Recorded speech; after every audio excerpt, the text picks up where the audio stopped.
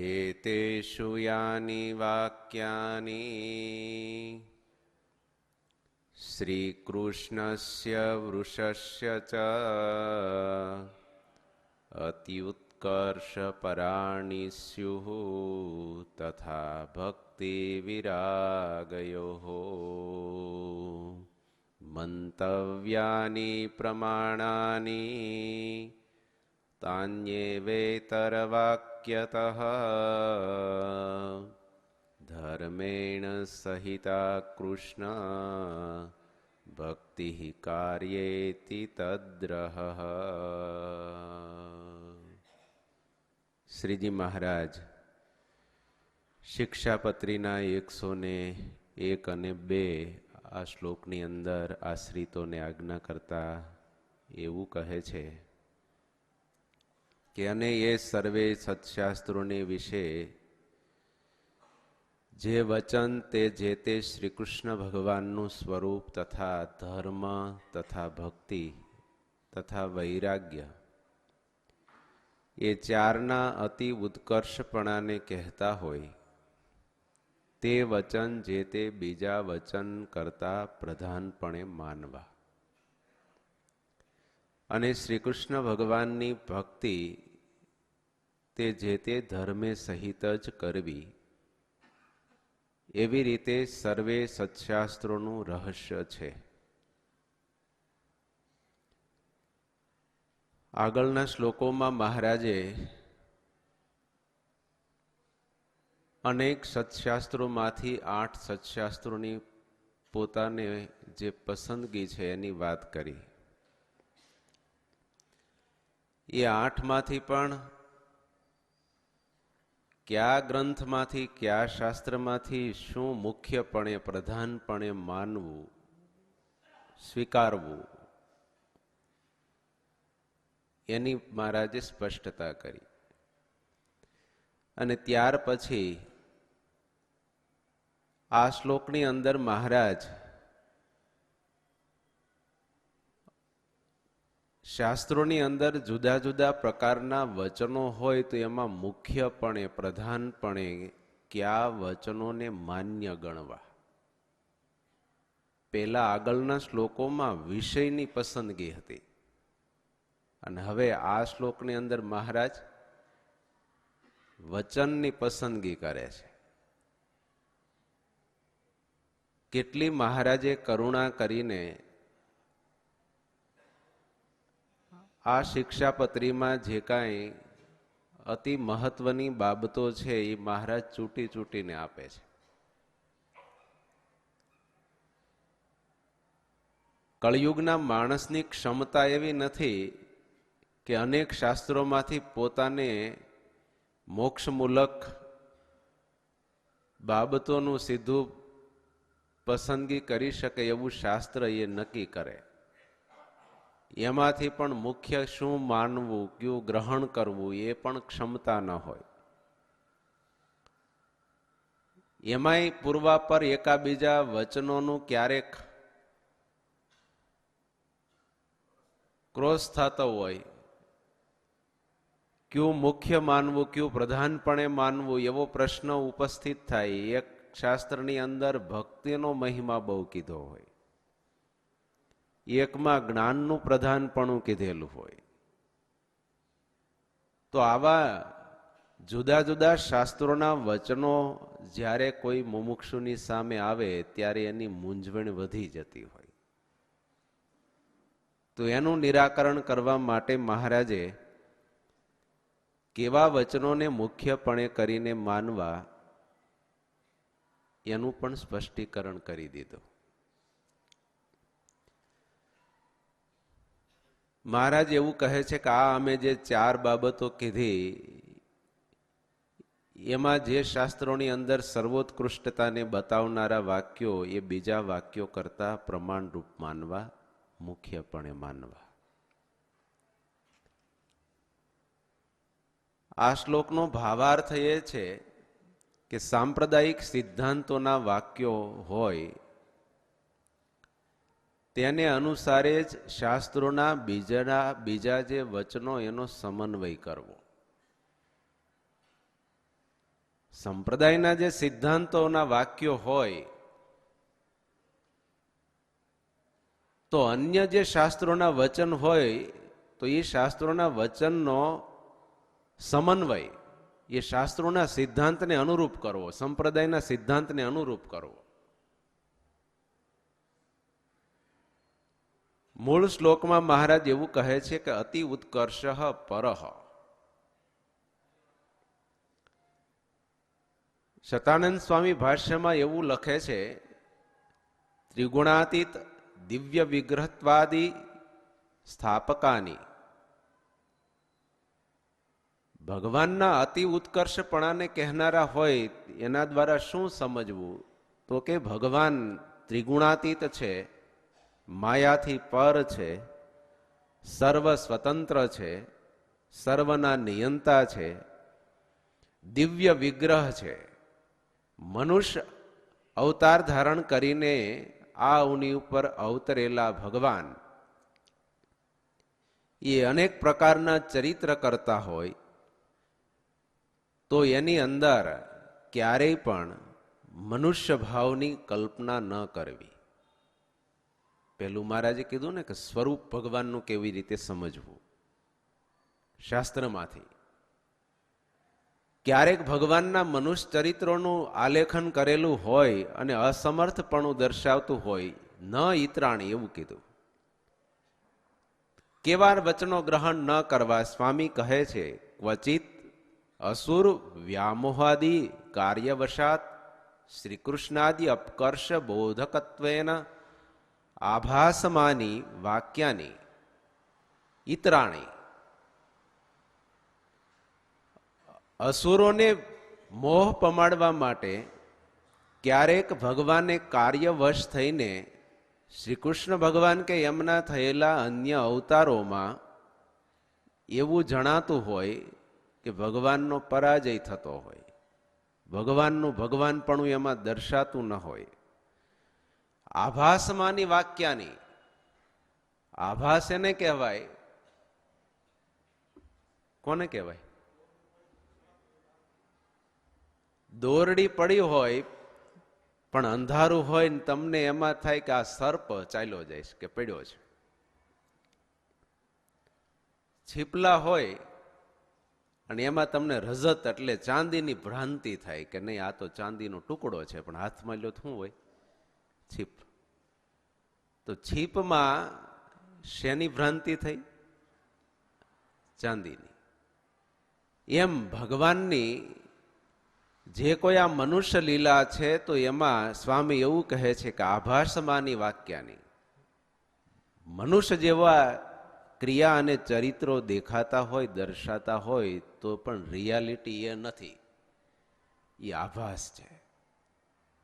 કંસ જરાસંધ કાલયવન સાલ્વાદિભ્યો ભય પલાયન મોહાદી વર્ણને ભગવદ અપકર્ષ ઈવ ભાસતે. સ્વામીએ દ્રષ્ટાંત આપ્યા. કંસ હોય, જરાસંધ હોય, કાલયવન, સાલ્વ વગેરે જે કોઈ આ અસુરોની સામે ભગવાન ક્યારેક ભયભીત થયા હોય, ક્યારેક પલાયનવાદી યુદ્ધ મેદાનમાંથી ભગવાન ભાગી ગયા હોય, તો આવું જ્યાં જ્યાં વર્ણન આવે ત્યાં ભગવાનનો અપકર્ષ એટલે ભગવાનનું થોડું નીચાપણું દેખાતું હોય, પરાજયપણું દેખાતું હોય. તો આવા વચનો હોય એને મુખ્ય કરીને ન માનવાય એમ. અહીંયા આ શ્લોક દ્વારા મહારાજ શું કહે છે કે કયા વચનને મુખ્યપણે માનવા? આ શાસ્ત્રના જ વચન છે. ભાગવતમાં વ્યાસજીએ આવું જ વર્ણન કર્યું છે, પણ કયા પ્રસંગે કોના પ્રતિમુખથી કયા વચનો બોલાયેલા છે એ પણ સમજવું જરૂરી છે. ભીષ્મ પિતામહ અને કૃષ્ણ ભગવાનનો સંવાદ ચાલતો હોય તો એ લખ્યું છે તો વ્યાસજીએ જ, પણ ભીષ્મ પિતામહ કૃષ્ણ ભગવાનનું સ્ટેટમેન્ટ આપતા હોય અને ભગવાન પોતે પોતાના પરિચય આપતા હોય, એ બેમાં ભેદ હોય કે નહીં? તો એમ કે ભાગવતમાં વ્યાસજીએ આવું કીધું છે, પણ એ કોના મુખેથી બોલાયેલું કીધું છે એ પણ જાણવું જરૂરી છે. ધૃતરાષ્ટ્ર કે દુર્યોધન બોલતો હોય તો એ લખ્યું હોય કોને? વ્યાસજીએ લખ્યું છે, પણ એ કોના મુખથી બોલાયેલા વચનો છે? પણ એમ કે આ તો ભાગવતમાં આમ કીધું છે, કૃષ્ણ આવા, પણ એ કોના મોઢે જ બોલાયું? એમ કયા પ્રસંગે કહેવામાં આવ્યું? એટલે શાસ્ત્રોની અંદર કયા વચનો કયા પ્રકારના છે એ અનુસારે સમજવા પણ જરૂરી છે. ભગવાનના ક્યારેક આવા મનુષ્ય ચરિત્ર હોય અને એ શાસ્ત્રની અંદર એવા વચનો હોય કે ભગવાન મનુષ્યની જેમ ભયભીત થતા હોય, ક્યારેક પરાજયને પામતા હોય, ક્યારેક ભગવાન પોતે જ પરાજયનો સ્વીકાર કરતા હોય, પલાયનવાદી થતા હોય, અસમર્થપણું દર્શાતું હોય, તો એવા વચનોને મુખ્યપણે કરીને ન માનવા. આવું કહેનારા લોકો, શતાનંદ સ્વામી એવું કહે છે કે એ વાતને ભૂલી જાય છે કે શાસ્ત્રોમાં એ જ ગ્રંથની અંદર ભાગવત વગેરેમાં એવું પણ કહેવામાં આવ્યું છે કે જ્ઞાન વિજ્ઞાન સંપન્નો ભજમામ ભક્તિભાવતઃ હિત્વા ગૃહમ સંસ્કૃતિ ચક્રવાલમ નૃસિંહ પાદ ભજતો કુતો ભયમ. કે જ્ઞાન વિજ્ઞાનથી સંપન્ન એવા સર્વેશ્વર શ્રી હરિને ભજનારો, ભક્તિભાવથી જે એની આરાધના કરનારો હોય છે, તો એ તો સંસ્કૃતિ રૂપા ચક્રમાંથી બહાર નીકળીને, એનો ત્યાગ કરીને, ભવબંધનમાંથી મુક્ત થઈને નૃસિંહ પાદમ ભજતો કુતો ભયમ, એવા જે પરમાત્માનું શરણ સ્વીકારીને એની આરાધનાને ભક્તિ કરનારો છે, તો એ ભવબંધનમાંથી મુક્તિ થઈ જાય છે, તો એને ભય ક્યાંથી સંભવી શકે? એના ચરણમાં જે પ્રીતિ કરનારો હોય એ નિર્ભયતાને પામે છે, તો એ સ્વયં એને ભય ક્યાંથી અને એને ભાગવાનું ક્યાંથી હોય? તો આવા વચન હોય એને મુખ્યપણે કરીને માનવા. પેલા વચન હોય એને મુખ્ય ન માનવા. ઘણા અત્યારના બુદ્ધિજીવી લોકો હોય, લેખકો હોય, કલમ ચલાવતા આવડી ગઈ હોય એટલે પછી કહેતા હોય એમ કે લખતા પણ હોય કે જો ભગવાન હોય તો એને આવું અગાઉથી ખબર ન હોય. આમ શા માટે કરે? સીતાજીનો ત્યાગ શા માટે કરે? કૃષ્ણ ભગવાન વિશે ઘણું ઘણું બીજું બીજું લખતા હોય. પણ શાસ્ત્રની એક રીત અને સમજવાની એક પ્રણાલિકા કે એની દ્રષ્ટિ લગભગ કહેવાતા બુદ્ધિજીવી વ્યક્તિઓ પાસે હોતી નથી. અને સ્વામિનારાયણ ભગવાન એની આંખ ઉઘાડે છે કે શાસ્ત્રને એક સમજવા માટે વ્યક્તિ પાસે એક દ્રષ્ટિ જોઈ. ભગવાનના કેવા સ્વરૂપનું કેવી રીતે ક્યાં પ્રતિપાદન કરેલું છે અને કયું એમાંથી ગ્રહણ કરવું. મહારાજ મેમકા ગામમાં બિરાજમાન હતા, મૂળજી શેઠ બાજુમાં, અને એ વખતે એક હરિસિંહ દરબાર મહારાજ પાસે પધાર્યા. મહારાજે થોડીક વાત કરી અને કીધું કે તમે શેઠ આ દરબારને વાત કરો સત્સંગની. એટલે દરબારને બધી વાત કરવા માંડ્યા. અને એ વખતે કરમઠ ગામમાં નારસિંહજી દરબાર હતા. મહારાજ મળ્યા. મહારાજે કીધું શેઠ તમે આને વાત કરો દરબારને. એટલે દરબારને વાત કરતા હતા તો મહારાજના ઐશ્વર્ય પ્રતાપ, સામર્થ્ય, મહિમા, અંતર્યામીપણું, એવી મહિમાની વાત કરી. એટલે દરબારે કીધું કે આવી રીતે ભગવાન બધું જાણતા હોય તો હમણાં આ જેતલપુરમાં યજ્ઞનું બધું સીધું સામગ્રી ભેળો કર્યું અને બધી જાહેરાત કરી દીધી હતી, અને છતાંય પાછો થયો નહીં, તો એ હું ભગવાન નહોતા જાણતા? મહારાજ આડા પડખે ઢોલિયામાં ભૂતા હતા ને. મહારાજ કે શેઠ હમણાં ખમો, હવે તમારે એને જવાબ નથી દેવો, હું દઉં. એટલે મહારાજ બેઠા થયા. મહારાજે કીધું કે રામચંદ્રજી ભગવાન ભગવાન ખરા કે નહીં? તમે શું કયો? દરબાર કે એ તો ભગવાન. તુલસીદાસજી કે વાલ્મીકી કે તો આપણે ના ન પડાય. ભગવાન કૃષ્ણ ભગવાન એ ભગવાન માનીએ ને. તો મહારાજ કે રામચંદ્રજી ભગવાન જો ભગવાન, તો રામાયણમાં ને વાલ્મીકી રામાયણમાં બે જગ્યાએ એવું લખવામાં આવ્યું છે ને કહેવામાં આવ્યું છે કે દશરથ મહારાજે સંકલ્પ કર્યો કે સવારે રાજ્યાભિષેક કરી અને અયોધ્યાની ગાદી ઉપર રામને બેસાડવા. આખી રાત માતાઓએ શણગારોની તૈયારી કરી, અભિષેકની તૈયારીઓ કરી, પકવાનો તૈયાર કર્યા અને આખા નગરને શણગાર્યું, ઉત્સવ થવાનો. સ્વામીએ એવું લખ્યું, આધારાનંદ સ્વામીએ, કે મોડિયા પહેરીને માતાઓ તૈયાર થઈ હતી આ ઉત્સવ મનાવવા. અને સવારનો સૂર્યોદય થયો ત્યાં રામને વનમાં જવાનું થયું. તો રામ એવું ન કે માં આ બધું બનાવવામાં હવાર બીજું બનવાનું છે. તો એ રામને ખબર નહોતી, અંતર્યામી નહોતા. તો તમે આ કેમ શું માનો? કૃષ્ણ ભગવાન હોય તો એ પણ ક્યારેક પરાજયનો સ્વીકાર કરતા હોય તો એનાથી શું એ ભગવાન નથી?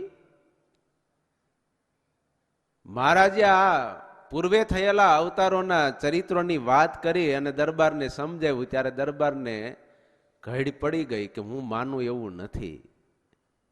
ભગવાન છે એ તો અંતર્યામી છે, જળ અને ચૈતન્યની અંદર વ્યાપીને રહેલા છે, ઘટઘટની બધી જાણનારા છે.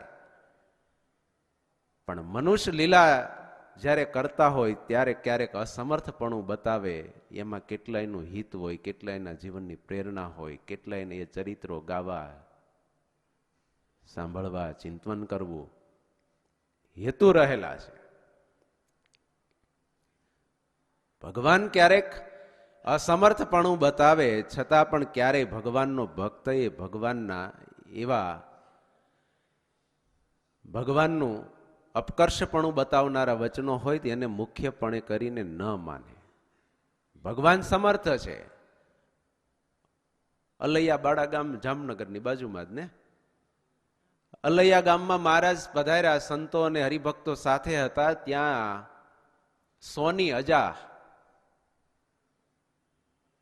અજા સોની કરીને એક હરિભગત, સંતાન નહીં, સંપત્તિ અઢળક, સત્સંગ અને સમાજની સારી એવી સેવા કરે. અને એ વખતે નારાયણજી સુથાર હતા. એમણે મહારાજને પ્રાર્થના કરી, પ્રભુ આ અજા સોનીને કોઈ સંતાન નથી તો આપ દયા કરી દીકરો આપો. મહારાજે હસતા હસતા કીધું કે અજા, અમે તો દીકરા લેનારા નથી, દેનારા નથી, અમે તો લેનારા છે. કોક જો સંસારમાં મળતો હોય ને તો છોડાવીને સાધુ કરીએ. મહારાજે સીધું જ કીધું. અમે તો દેતા નથી, કોઈ એવા જીવ જોઈએ ને તો લઈએ છીએ એમાંથી અને સાધુ કરીએ. પણ હરિભક્તો એને બધાએ બહુ પ્રાર્થના કરી એટલે મહારાજ કે તમારે બહુ ઈચ્છા હોય ને તો અમે એવું કામ કરતા જ નથી, અમે બહુ સાફ વાત કરીએ. તમારે જો દીકરો જોતો હોય ને તો શિવજીની પ્રાર્થના કરો ને એની માનતા કરો તો એ તમને દીકરો દેહે. અને એ શિવજીએ દીધો એની નિશાની શું? તો એના કાન પાસે શિવલિંગ જેવું હશે તો માનજો કે આ શિવજીએ દીધો. ક્યાંક સંકલ્પ કરો શિવજીની સેવા કરવાનો, એ દીકરા દે, અમે તો લઈ. અને બહુ અમારી પાસે કોઈ માગણી કરે તો અમે એને કલ્યાણ દઈ, મોક્ષ દઈ, દીકરા નો દઈ.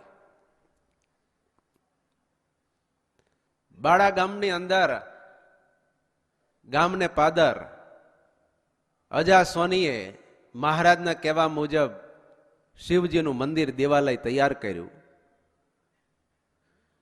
વર્ષ દિવસ પૂરું થતા એમને ત્યાં દીકરાનો જન્મ થયો. અને મહારાજે કીધું હતું ને એ પ્રમાણે જ કાનની બાજુમાં શિવલિંગની નિશાની હતી. હવે કોઈ વિચાર કરે કે ભગવાન દીકરા નહીં દઈ શકતા હોય તો અહીંયા સમર્થપણું કોનું કેવું? શિવજીનું કેવું કે મહારાજનું? શાસ્ત્રોના વચન છે, ભગવાનના ચરિત્રો છે, એને યોગ્ય રીતે સમજે તો એને એમાંથી જે તથ્ય કે સાર તત્વ હોય એ હાથમાં આવે છે. એટલા માટે મહારાજ એવું કહે કે ભગવાન ક્યારેક મનુષ્ય ચરિત્ર કરતા હોય તો એમના ચરિત્રોની અંદરથી મુખ્ય વિશેષપણે કરીને શાસ્ત્રના વચનની અંદર ભગવાનનો જે ઉત્કર્ષ કીધો હોય એ વચનને મુખ્ય માનવા. પ્રભાત ક્ષેત્રની અંદર શ્રી કૃષ્ણ ભગવાને જ્યારે શરીર છોડ્યું ત્યારે દેહ મૂકવાની પ્રક્રિયા જોનારા લોકોને એક સામાન્ય માનવનું શરીર મૂકતું હોય, છૂટતું હોય એવી જ હતી. તો શતાનંદ સ્વામી એનો ઉલ્લેખ કર્યો. દિવ્યતા જેવું કાંઈ લાગે નહીં, પણ ભગવાનનું જે શરીરને ધારણ કરવું કે છોડવું એ પણ દિવ્ય છે. એની રીત જ અનોખી છે.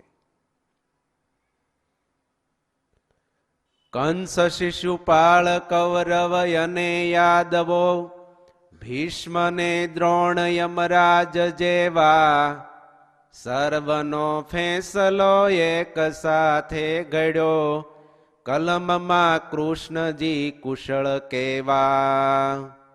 હિમગીરી ભીત પર જે લખાયો ફેંસલો, વન જતા પાંડવે શિર ધાર્યો, પ્રાચીના પીપળે ભીલના બાણથી ફેંસલો જગન્નાથે સ્વીકાર્યો. આ ફેંસલો જગન્નાથે સ્વીકાર્યો. ભીલના બાણથી ભગવાન પોતાના દેહ છોડવાની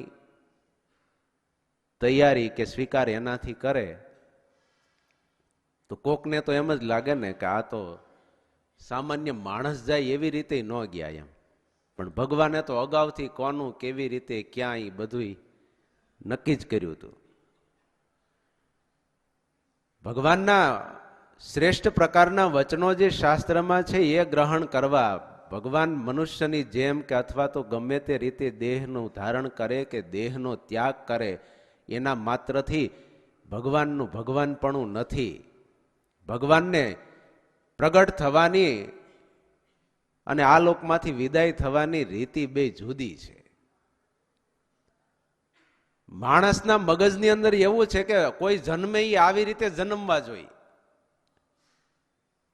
અને ભગવાન હોય આવું આવું જ કરતા હોવા જોઈએ તો જ એને ભગવાન કહેવાય એમ. પણ ભગવાનનું એવું નથી. ભાગવતની અંદર કથા આવે છે કે વરાહ ભગવાનનો અવતાર કઈ રીતે છો. બ્રહ્માજીએ છીંક ખાધી અને એમાંથી નીકળ્યા. નૃસિંહ ભગવાન લ્યો જળ થાંભલો એ કોઈને જન્મ દે? હવે એ આપણી બુદ્ધિમાં આવે? ભગવાન એ આ પોતાના પ્રાગટ્ય દ્વારા જ એમ કહે છે કે તમે બધા તમારી બુદ્ધિમાં આવું એવું મારું નથી, તમે જોઈ લેજો. આ શરૂઆતમાં મંગલાચરણથી જ અનેક ચરિત્રોની અંદર જોવો તો અલગ અલગ રીતે ભગવાનનું પ્રગટ થવાપણું છે. આપણે જેમ ધારી રાખ્યું હોય કે નહીં આ સંયોગથી ને આવી રીતે જ આ પ્રક્રિયાથી જ એટલો સમય થાય ત્યાર પછી જ એનું અવતરણ થાય, પ્રાગટ્ય થાય અને જન્મે. ભગવાનમાં એવું નથી. એ ગમે તે દ્વારે કરીને ગમે તે સમયે જ્યારે જેવી રૂપની જરૂરિયાત એવું રૂપ ધારણ કરી અને ભગવાન એ પોતાનું કામ કરે છે. એટલે ભગવાનના ભક્ત હોય એમણે શાસ્ત્રમાંથી સમજ એવી કેળવવી કે ભગવાન છે એ આપણી બુદ્ધિની કલ્પનામાં આવે એમ નથી, એટલે એનાથી બહુ મૂલવવા નહીં. શાસ્ત્રોના વચન પ્રમાણે ભગવાનની મૂલવણી કરવી, સમજવા અને એવા વચનોનું ગ્રહણ કરવું. શતાનંદ સ્વામીએ ભાષ્યમાં લખ્યું કે સાંદીપની ગુરુના પુત્રને યમપુરીમાંથી પાછો લાવવા માટે ભગવાનને આશરીને જે કોઈ રહ્યા હતા એ બધા દિવ્ય ભાવને પામી ગયા. મૃત્યુ લોકના ઘોડા હતા અને રથ પણ આ માઇક પંચભૂતનો હતો અને અર્જુનને સાથે લઈ ગયા. તો માયાના તમને પાર કરીને પરમાત્મા એ પોતે એ ધામમાં ગયા. નહીતર આ લોકનું તો ત્યાં લઈ જઈ શકાય, તો ત્યાંથી લઈ આવીને આપ્યો. ત્યાં એવું ભગવાનનું સામર્થ્ય વિચારવું કે ભગવાન આવા હતા તો એના સંબંધે કરીને આ મૃત્યુ લોકના નાશવંત પદાર્થો અને ઘોડા એ પણ દિવ્ય બની ગયા.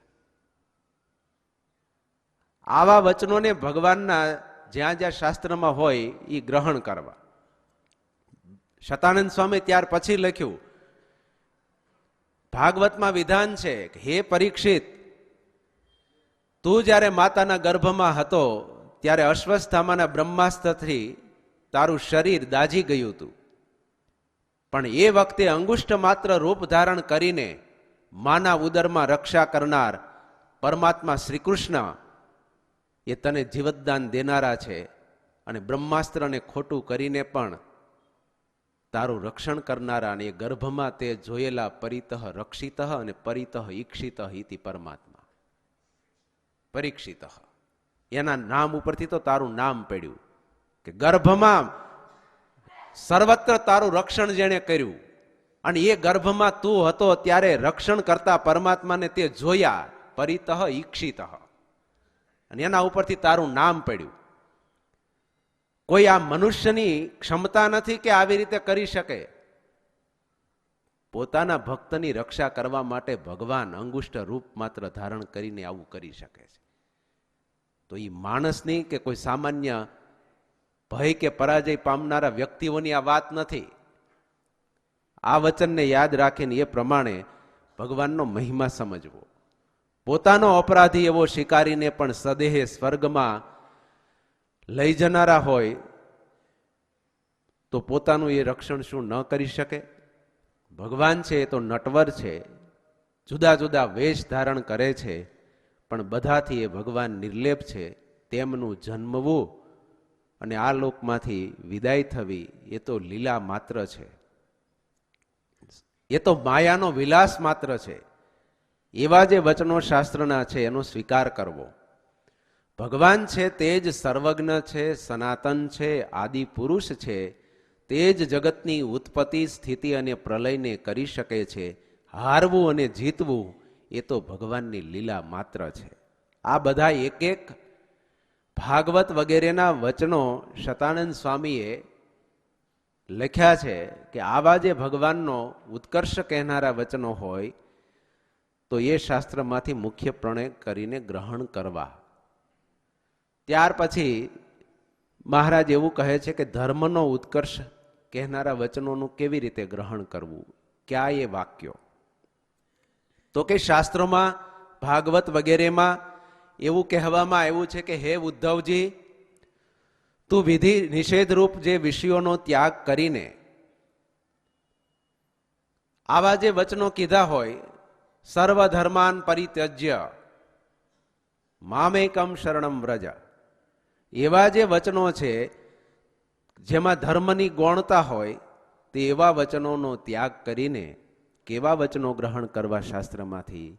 તો કે ચારેય વર્ણ અને ચારેય આશ્રમનો સદાચાર રૂપ જે ધર્મ જો મારી ભક્તિથી યુક્ત હોય તો જ શ્રેષ્ઠ છે અને એ જ કલ્યાણકારી છે. આવા જે ભાગવતની અંદર વચનો કહેવામાં આવ્યા છે તો એને મુખ્યપણે કરીને માનવા. મોટા ભાગે ધર્મ છે એ આચરવો અને પાળવો કઠણ હોય છે. એટલે ઘણી વખત શાસ્ત્રમાં હોવા છતાંય લોકોને કે સાધકની નજરમાં આ વસ્તુ આવતી નથી. પ્રેમ મહિમા અને ભક્તિમાં રસાળતા હોય છે, પણ ધર્મે સહિત પ્રેમ ભક્તિ અને મહિમા હોય તો એમાં રસાળતાની સાથે દ્રઢતા પણ હોય. ભક્તિ છે ને એ તૂટી જાય એવી ક્યારે રહી? તો કે ધર્મ રહિતની હોય તો. પણ જો મહિમા એ સહિત હોય, ધર્મ એ સહિત હોય તો એ ભક્તિ એ મજબૂત બનીને રહે છે, એમાં દ્રઢતા રહે છે. એટલા માટે જ્યાં પણ ધર્મનું પ્રતિપાદન કરનારા વચનો શાસ્ત્રની અંદર લખાયેલા હોય છતાં પણ સામાન્ય રીતે લોક હૃદયની અંદર આવા વચનો જલ્દી સ્વીકૃત બનતા નથી હોતા, કારણ કે પાળવો કઠણ હોય છે. જેમાં પાળવાનું હોય ન હોય ને એવો ધર્મ અત્યારે બધાને પથ પડી ગયો છે. ઘણા એમ કે ધર્મ પાળો એટલે કે એમાં અમારે શું પાળવાનું હોય, પેલું પૂછે એમ. એ તો કે એ અમને હેઠ નહીં આવે, કાંઈ કરવાનું ન હોય અને છતાંય જો ધાર્મિકતા કહેવાતી હોય તો આપણને હાલે. મોટા ભાગના સમાજની અંદર એક આવી માનસિકતા હોય છે. ત્યારે ભાગવતની અંદર જ એવું કહેવામાં આવ્યું છે કે જો સદાચાર રૂપ ધર્મ ન હોય તો એ ભક્તિ જ નથી. જ્યાં પણ વિધિ નિષેધ છોડવાનું વિધાન કોઈ જગ્યાએ શાસ્ત્રમાં કરવામાં આવ્યું છે કે એનું કહેવામાં આવ્યું હોય તો એવું વિધાન એ ભક્તિહીન કોરા ધર્મનો ત્યાગ કરવાનું વિધાન છે. ધર્મ છોડવો પણ કેવો? ધર્મની જરૂર નથી, પણ જેમાં ભક્તિનો યોગ ન હોય અને કોરો ધર્મ હોય તો એવા કોરા ધર્મની ત્યાગ કરવાની વાત કે વિધાન છે. પણ સદંતર ધર્મનો ત્યાગ કરવો, ભક્તિ કરવામાં ધર્મની જરૂર જ નથી, એ મહારાજની વિચારસરણી કે માન્યતા નથી. ધર્મે સહિત ભક્તિ કરવી એવું મહારાજ ભગવાનના ભક્તને આજ્ઞા કરે છે. શાસ્ત્રોમાં પ્રકરણ ભેદે કરીને અથવા તો પ્રસંગોપાત કોઈ જગ્યાએ એવું વર્ણન કરવામાં આવ્યું હોય, એવી રીતે આલેખન કરવામાં આવ્યું હોય તો ત્યારે એવા વચનોને પ્રધાનપણે માનવા કરતા યથાર્થપણે મહિમા પરત્વેના તત્વની દ્રષ્ટિએ કે સાંપ્રદાયિક સિદ્ધાંતની દ્રષ્ટિએ જે વચન કે જે ધર્મનું મહત્વ દર્શાવવામાં આવ્યું હોય તેને જ મુખ્યપણે માનવા અને તે જ વચન ઉત્કૃષ્ટપણાના છે. સાંપ્રદાયિક ગ્રંથોમાં કે ચરિત્રોની અંદર કે કોઈ કીર્તન આલેખન, જ્યારે કોઈ પણ સંપ્રદાયનો સિદ્ધાંત નક્કી કરવાનો હોય ત્યારે સિદ્ધાંતની બાબત એ ઉર્મિથી એકદમ ભાવુકતાથી કોઈ પણ કૃતિઓની રચના થઈ હોય અથવા તો કોઈ એક પ્રસંગને નિમિત્તે કરીને કોઈ પણ એક ઘટના કે એક ચરિત્ર પ્રસંગ બન્યું હોય ત્યારે એ સાંપ્રદાયિક સિદ્ધાંત તરીકે એને ગ્રહણ ન કરવા. કારણ કે એક પ્રસંગોપાત એ બનેલી ઘટનાને અનુસંધાને જે તે સમયે સ્થિતિ વ્યક્તિ એને ધ્યાનમાં રાખીને એ થયેલું કર્મ કે ચરિત્ર કે પ્રસંગ છે. એ સિદ્ધાંત તાત્વિક દ્રષ્ટિએ નથી, શાસ્ત્રની રીતે નથી, સાંપ્રદાયિક સિદ્ધાંત નથી.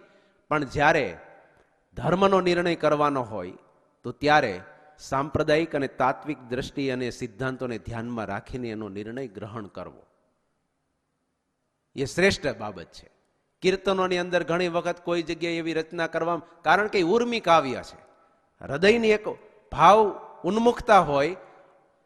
વચ્ચે વાત કરી હતી કે કોઈ પણ સર્જન હોય જ્યારે અતિ ભાવુકતા કે અતિ વેદના હોય ત્યારે હંમેશા બુદ્ધિના સંપર્કો કે વિચારશીલતાના સંપર્કો ત્યાં ન હોય, એની પ્રાધાન્યતા ભાવ અને હૃદયની હોય.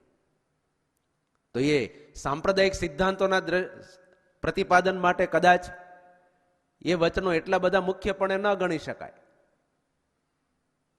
વાર્તા સાહિત્ય હોય અને કોઈ વ્યક્તિ સામે એવો હોય ને ત્યારે એ પ્રકારની વાત થઈ હોય તો એ સંપ્રદાયના પ્રાણ અને સિદ્ધાંત કે તાત્વિક દ્રષ્ટિએ એની મૂલવણી ત્યારે ન થઈ શકે. એ પ્રસંગોપાત થયેલી વાત હોય, સામે એવા વ્યક્તિ હોય, એવા પાત્ર હોય અને એને અનુરૂપ સંદર્ભમાં ક્યારેક કોઈ એવા મહાપુરુષના પ્રતિમુખે કરીને બોલાયેલા વચન હોય તો આ એક સાંપ્રદાયિક સિદ્ધાંતની વાત જ્યારે નક્કી કરવાની હોય તો ત્યાં મુખ્યપણે મહારાજ એવું કહે છે કે ધર્મે સહિત ભક્તિ કરવી. કે એકાદશીનો દિવસ હોય ને કોઈ સંતોએ મહારાજને ક્યારેક શીરાના દાંતણ કરાવ્યા હોય ને ક્યારેક ખુખડી ખવડાવી હોય ને કોઈ સંતોએ વળી ચૂરમાન લાડુ ખવડાવ્યા હોય તો એ લઈને હાલો ભાઈ સંતોએ કરતા ને મહારાજે કરતા, બેસી જાવ પંક્તિમાં, ભલે એકાદશી રહી. તો ત્યાં એ સૈદ્ધાંતિક રીતે વાત ન થાય. એવી જગ્યાએ ધર્મની ગૌણતા દેખાતી હોય તે મુખ્યપણે કરીને ગ્રહણ ન કરવી. ધર્મે સહિત ભક્તિ કરવી, પણ ધર્મ રહિતની ભક્તિ ક્યારેય ન કરવી. પંચરાત્ર શાસ્ત્રની અંદર એવું લખવામાં આવ્યું છે, શતાનંદ સ્વામી એ વિધાન કરતા એવું કહે છે કે સ્વધર્મ જ્ઞાન અને વૈરાગ્ય રૂપ આભૂષણ વિનાની ભક્તિ એ સુંદર રૂપાળી સ્ત્રી વસ્ત્ર અને અલંકાર વિના જેમ શોભતી નથી તેમ શોભતી નથી. વસ્ત્ર અને અલંકાર ન પહેર્યા હોય ને કેવી સ્ત્રી? સુંદર અને રૂપાળી હોય એમ ભક્તિ સુંદર અને રૂપાળી હોય, પણ જો એમાં વૈરાગ્યનો ધર્મનો સહારો નથી તો એ ભક્તિ આવી છે. મહારાજ કે વેલા મોડી મરે, ક્ષય રોગ થયો હોય તો એ નહીં, આવરદા લાંબી નહીં, ખૂબ જુવાન થયા પહેલા મરે. મહારાજ એવો શબ્દ પ્રયોગ કર્યો. એમ ધર્મ, વૈરાગ્ય, જ્ઞાન એ ભક્તિના સપોર્ટ તરીકે છે. એ સાથે હોય તો જ એને ભક્તિ મહારાજ માન્ય ગણે છે. અને ભગવાનના ભક્ત એ ભક્તિ કરવી તો આવા પ્રકારે કરવી. આજે અધ્યાત્મ જગતની અંદર ભક્તિની બોલબાલા છે, કરનારા ઘણાય છે, પણ કેવી રીતે કરીએ તો એ ભક્તિ પૂર્ણ ફળદાયી બને, સાર્થક બને, અને કઈ ભક્તિ એ ભગવાનને સંમત છે એ તો મહારાજ જ સ્પષ્ટીકરણ આ કરે છે. આજે બૌદ્ધ સમાજની અંદર ભક્તિ કરવાનું પ્રતિપાદન કરવામાં આવે, શીખવવામાં આવે, કેવી રીતે કરવાનું એ શીખવવામાં આવતું નથી. અને એના કારણે ભક્તિ છે એ ઘણી વખત ધર્મ વિનાની હોવાને કારણે ભોગ પ્રધાન વધી જતી હોય, અને ભક્તિ એ મુક્તિ આપવાને બદલે વ્યક્તિની અંદર પડેલી વિકૃતિઓને પાંગરવાનું એક સારામાં સારું પ્લેટફોર્મ બની જતું હોય છે. બહુ સૂક્ષ્મ દ્રષ્ટિથી જોવો ત્યારે ખબર પડે કે સ્વામિનારાયણ ભગવાને આપેલા શિક્ષાપત્રીના મૂલ્ય અને સિદ્ધાંતો એ કેટલા અજોડ અને અનુપમ અને અદ્વિતીય છે કે સામાન્ય સાધકના જીવનમાં જ્યારે આવી ઘટના ઘટે ત્યારે એના પરિણામનો એ ભોગ બનતો હોય, અને પોતાના ભક્તજનો, આશ્રિતોને કે સંતોને એ નુકસાનીના ભોગ બનતા પહેલા જ ભગવાન એની સુરક્ષાની રીત બતાવે છે કે આવી રીતે તમે ભક્તિ કરશો તો ભગવાન સુધી પહોંચાડશે, અમે એની બાહેંધરી આપીએ. અને એ છોડીને કરી તો પતનનું કારણ બને, ને અનેક પ્રકારના જીવનની અંદર વિક્ષેપોને દુઃખ ઊભા થતા હોય છે. વિષમ દેશકાળે ધર્મ વિનાની ભક્તિ એ વીજળીની જેમ અદૃશ્ય થઈ જાય છે, એવું શતાનંદ સ્વામી વિધાન કરે છે. વિષમ દેશકાળ હોય તો સ્વામીએ દ્રષ્ટાંત કેવું આપ્યું? વિષમ દેશકાળ આવે પણ જો ધર્મનો સાથ ન હોય તો એ વીજળી જેમ જબકારાની જેમ અલોપ થઈ જાય, ક્યાં ગઈ ને ક્યાં ખબર જ પડે, ગોતી જડે. એમ ભક્તિનું એવું, ક્યારે કેમ વહી જાય ખબર જ ન પડે, કારણ કે એને એ પ્રકારનો વિચાર જ નથી, કે એને કોઈ એવું પ્રોટેક્શન માટેનું કોઈ સાધન જ નથી, તો એનાથી ભક્તિ છે એ ટકી શકતી નથી. બીજું દ્રષ્ટાંત શાસ્ત્રનું આપતા સ્વામી વિધાન કરતા એવું કહે છે કે ધોધમાર વરસાદમાં પહાડો જેમ સ્થિર રહે છે તેમ ધર્મે સહિત ભક્તિ એ અનેક પ્રકારના વિઘ્નો અને વિપત્તિઓની વચ્ચે પણ અવિચળ અને અચળ રહે છે. એટલા માટે મહારાજ એવું કહે છે કે ધર્મે સહિત ભક્તિ કરવી. આ રીતે ધર્મે સહિત ભગવાનની ભક્તિ કરવી, એવું તે સર્વશાસ્ત્રનું રહસ્ય છે, તે સિદ્ધાંત છે, એમ તમારે સર્વેએ સમજવું. એવું આશ્રિત જનોને સમજણા દ્રઢ કરવાની વાત મહારાજ આ વિધાન દ્વારા કરે છે. ત્યાર પછી મહારાજ કહે છે કે ભક્તિની મહત્તા કેનારા વાક્યો હોય એને મુખ્યપણે કરીને અમારા આશ્રિતોએ માનવા. શાસ્ત્રોમાંથી ભક્તિનું જે ઉત્કર્ષપણું કહેતા હોય, ધર્મનું જે ઉત્કર્ષપણું કહેતા હોય, શાસ્ત્રોના કેટલાક વચનો એવા છે કે જેમાં ભક્તિને પણ જ્ઞાનનું અંગ કહેવામાં આવેલું હોય. સમજાય છે? ભક્તિને જ્ઞાનનું અંગ એટલે જ્ઞાન મુખ્ય, સાધ્ય અને ભક્તિ સાધન. આવા જે જ્યાં વચનો હોય, જેમ કે ભાગવતમાં એવું કહેવામાં આવ્યું છે કે અનાસક્ત ભક્તને ભગવાનના ભક્તિ યોગથી ભગવત તત્વનું જ્ઞાન થાય છે. અનાસક્ત ભક્તને ભગવાનના ભક્તિ યોગથી ભગવત તત્વનું જ્ઞાન થાય છે. ભક્તિ યોગથી શું થાય છે? જ્ઞાન થાય છે. આવું જે વચન હોય, અથવા તો ગીતામાં કૃષ્ણ ભગવાને 18મા અધ્યાયના 55મા શ્લોકમાં એવું કીધું કે હે અર્જુન, હું જેવો છું તેવું મારું તાત્વિક જ્ઞાન ભક્તિથી થાય છે. ભક્તિથી શું થાય છે? કેવું જ્ઞાન? તાત્વિક જ્ઞાન. તો આનો અર્થ શું થયો કે સાધન ભક્તિ અને સાધ્ય જ્ઞાન. ભક્તિ દ્વારા સાધ્ય એવું તાત્વિક જ્ઞાનને પામી શકાય છે. આવા જ આ ભાગવત કે શ્રીમદ ભગવદ્ ગીતાના વચનો કે અન્ય કોઈ શાસ્ત્રના વચનો હોય તો એની અંદર મહારાજ એવું કહે છે કે એ વચનને પ્રધાનપણે કરીને ન માનવા.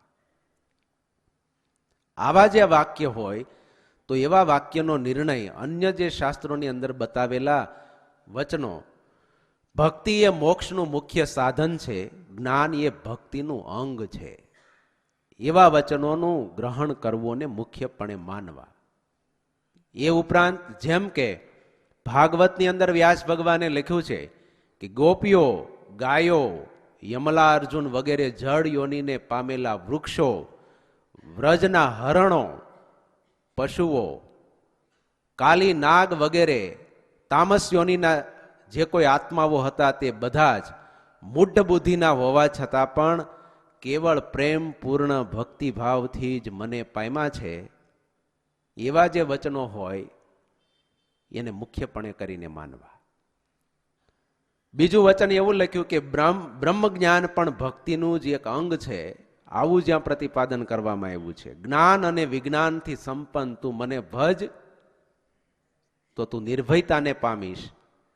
ભાગવતના પંચમ સ્કંદનો શ્લોક લખીને સ્વામી કહે છે કે આવા જ્યાં ભગવાનની ભક્તિના અને મહિમાના વચન હોય એને મુખ્યપણે કરીને માનવા, પણ બીજા વચનો હોય તો એને મુખ્યપણે કરીને માનવા નહીં. ત્યાર પછી મહારાજ વૈરાગ્યની મહત્તા બતાવે છે કે વૈરાગ્ય સંદર્ભની અંદર કેવા વચનો મુખ્યપણે કરીને માનવા અને કેને ન માનવા. કોઈ શાસ્ત્રમાં વૈરાગ્યની ન્યૂનતાના વચનો હોય. ભાગવતની અંદર જ એક જગ્યાએ એવું આવે છે વર્ણન, જે રીતે કિલ્લાનો માલિક કિલ્લામાં રહીને લૂંટારાઓને સુગમતાથી વશ કરી લે છે, તેમ અમે પણ વિવાહિત પત્નીઓનો આશ્રય લઈને ઇન્દ્રિયો રૂપ શત્રુઓને સહેજે જીતી લઈશું. સમજાઈ ગયું ને દ્રષ્ટાંત?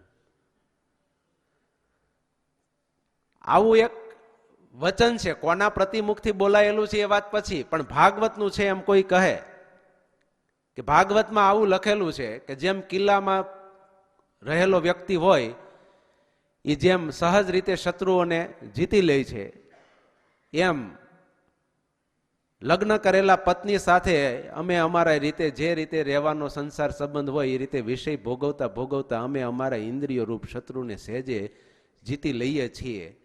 આવું જે કોઈના મુખેથી બોલાયેલું વચન હોય તો એને મુખ્યપણે ન માનવું, પણ ઉત્કર્ષ કહેનારા જે વચન હોય વૈરાગ્યનું, એવા વચન માનવા. તો વ્યાસજીએ ભાગવતમાં એ પણ લખ્યું છે. કેવા વચન?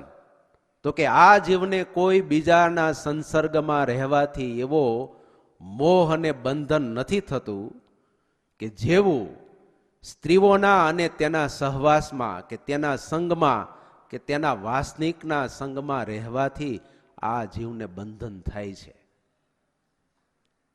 ભાગવતના તૃતીય સ્કંદના 31મા અધ્યાયના 35મા શ્લોકમાં વ્યાસજી આવું લખે છે કે આ જીવને બીજા કોઈના સંસર્ગથી મોહ અને બંધન નથી થતું, એવો મોહ અને બંધન સ્ત્રીના યોગમાં રહેવાથી અથવા તો એના વાસનિકના સંગમાં રહેવાથી થાય છે. તો આવા વચનને મુખ્યપણે કરીને માનવા. ત્યાર પછી એક વિધાન એવું કરવામાં આવ્યું કે જે આ સંસારને દુઃખરૂપ સમજીને તેનાથી વિરક્ત થઈ જાય છે અને પોતાના અંતઃકરણને વશ રાખીને હૃદયમાં ભગવાનને ધારીને સંન્યાસને માટે ઘરનો ત્યાગ કરીને નીકળી જાય છે, તે સર્વોત્તમ પુરુષ છે, એવું વ્યાસજી કહે છે. તો આવા વચનને મુખ્યપણે કરીને માનવા. વૈરાગ્યનું જેમાં પ્રતિપાદન હોય, કારણ કે શાસ્ત્રનો સિદ્ધાંત છે આપણે માનીએ કે ન માનીએ, જેને આપણું માન્યું છે એ કા મૂકીને વૈયા જવાના કા આપણે વૈયા જવાના. આ જગતમાં મેળવવું એ ફરજિયાત નથી. તમે ઈચ્છા પડે મેળવો કે ન મેળવો, પણ મૂકવું એ ફરજિયાત. છૂટક્યો જ નહીં. કા સમજણથી મૂકે અને કા મજબૂરીથી. બાકી મૂકવાનું એ નક્કી, અફર સિદ્ધાંત. જેમ મરવાનું નક્કી છે એમ કરેલું અને મેળવેલું એ મૂકવાનું પણ નક્કી છે. વહેલા મોડો ગમે ત્યારે. એટલા માટે જ ભર્તૃહરિએ એવું કીધું કે શૂરવીર કોણ? કે જે અનિવાર્ય ઘટનાઓને એ ઘટના ઘટે ને એ પેલા સ્વીકારી લે ને એ અવશ્યમેવ યાતારામ.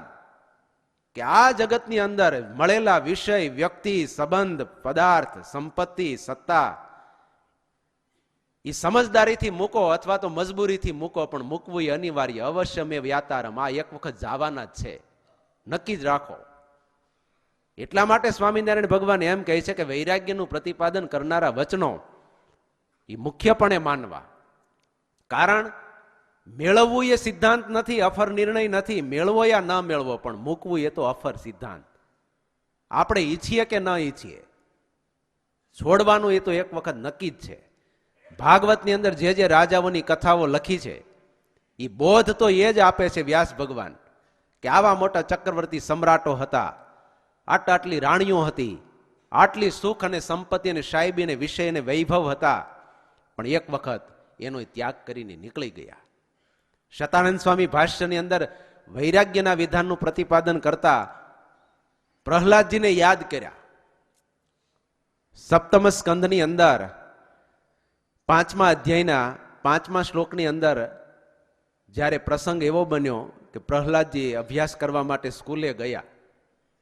શંડ અને અમર્ક અસુર ગુરુ એને વિદ્યા અભ્યાસ કરાવવાની શરૂઆત કરી, અને એ વખતે અભ્યાસ કરીને આવેલા પુત્ર પ્રહલાદજીને પ્રેમથી ગોદમાં બેહારી અને હિરણ્યકશ્યપુ પિતાએ પૂછ્યું કે બેટા, આજે તું અભ્યાસ કરવા ગયો તો કેમ ચાલે છે ભણવાનું? પિતાજી, બરોબર ચાલે છે. અને એ વખતે હિરણ્યકશ્યપુએ પૂછ્યું કે તને શું સારું લાગ્યું અને તને શું ગમ્યું ભણવામાં? શું ભણ્યો એવું ન પૂછ્યું, પણ તું જે ભણે છે એમાં તને શું ગમ્યું અને શું સારું લાગ્યું? બહુ વિચક્ષણ અને બુદ્ધિશાળી હતા હિરણ્યકશ્યપુજી. ભગવાનનો યોગ થયો એટલે આપણે બહુવચનથી જ બોલાવાય ને. બહુ વિચક્ષણ હતા. એને વૃત્તિની પરીક્ષા કરી, જેમ ઘનશ્યામ મહારાજની વૃત્તિ પરીક્ષા કરી હતી ને ધર્મદેવે. શું ભણ્યો એમ ન કીધું, પણ તું જે ભણ્યો એમાં તને શું ગમ્યું અને શું સારું લાગ્યું? ગોદમાં બેસાડીને પિતાએ જ્યારે આવો પ્રશ્ન કર્યો ત્યારે પ્રહલાદજીએ કીધું કે પિતાજી, કહું મને શું સારું લાગ્યું અને ગમ્યું? અને એ વખતે પ્રહલાદજીએ કીધું, તત્સાધુ મન્યે સુરવર્ય દેહિનામ સદા સુમદ્વિગ્ન ધિયામ સદ્ગ્રહાત હિત્વાત્મપાતમ ગૃહમંધકૂપમ વનમ ગતો યદ હરિમાશ્રયેત. હે પિતાજી, મને તો આ ભણ્યો ને એમાંથી એવું સારું લાગ્યું કે આ સંસાર એ તો અંધારિયા કુવા જેવો છે. તેમાં પડીને આપઘાત કરવાને બદલે વનમાં જઈ હરિનું શરણ સ્વીકારી અને એનું ભજન કરવું જોઈએ. પ્રહલાદજી ગર્ભિત અર્થ એવો કહે છે કે પિતાજી, તમે વનમાં ગયા હતા પણ પાછા આવ્યા, પણ હવે તમારે પાછા થવાનો સમય થયો છે, પાછા આવવાનો નહીં. આ તમારી ઉંમર છે એ પાછા થવાની છે, પણ તમે તો પાછા આવ્યા. વનમાં જઈ અને હરિનું શરણ સ્વીકારી અને એવા નિર્ભય શ્રી હરિના ચરણની આરાધના ને ઉપાસના કરવી. હવે નારાયણ ભજો. પ્રહલાદજીના જ્યારે આવા વચન સાંભળ્યા કે વનમાં જઈ અને તપ કરવું જોઈએ, ભગવાનની આરાધના કરવી જોઈએ. હે પિતાજી, આ જગત એ તો સ્વાર્થ અને કપટ, અહમ અને મમતાથી ભરેલું છે. એ સિવાય આ સંસારમાંથી બીજું કંઈ છે જ નહીં. માનવ દેહ એ તો આત્મકલ્યાણ માટે મળેલો છે. તે ન કરે તેને શાસ્ત્રકારોએ આત્મ હત્યારો કીધો છે.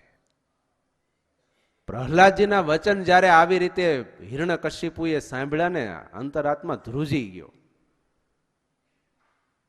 કે મારે આને ભણાવવાનું છે બીજું, ને આને શીખવાડી દીધું બીજું. ગુરુને બોલાવ્યા, તાળુકીને મારવા તૈયાર થયો. બોલાય હાથ જોડે, બાપા અમે આ કાંઈ ભણાવ્યું નથી, આ ક્યાંથી શીખીને આવ્યો એ કોને ખબર. એટલે તને કોણે શીખવાડ્યું? આ રહ્યા ઈ જ શીખવાડે, બીજું કોણ આપણે છે. પ્રહલાદજીએ વિચાર્યું કે આ વેલાહાર જો જાય ને તો આસુર વિદ્યા જે ભણાવવાની શરૂ કરી છે એ વેલાહાર પૂરી થાય. એમ ભગવાનના ભગત ખોટું બોલે? શું કહો છો?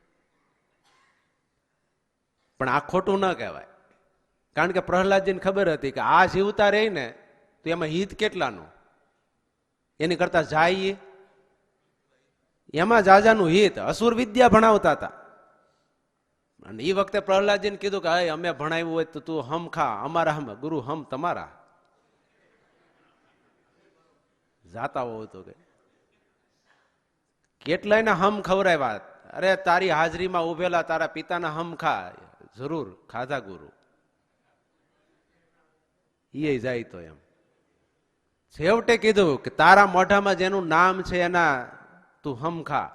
ત્યારે પ્રહલાદજીએ કીધું કે તમે મને ભણાવનારા કહો, મારી માના ઉદરમાં હતો ને ત્યાંથી ભણીને આવ્યો છું. આ કોણ છે તારું, ક્યાં છે? તો કે બધે મારો છે, રક્ષા કરનારો સર્વેશ્વર, એના આધારે હું બેઠો છું. ભગવાનના ભક્તને ભગવાનની ખુમારી એ પ્રહલાદજીના ચરિત્ર દ્વારા વ્યાસજી સમજાવે છે. કહી દીધું કે મચ્છરિયા જેવો મારો બાપ, કુપિતો જનકસ તથાપી મેં ન વિરામો હરિનામ સંકીર્તને, મશકોપ નિપાત શંકયા સદનમ મુંચતી કિમ મહાજને.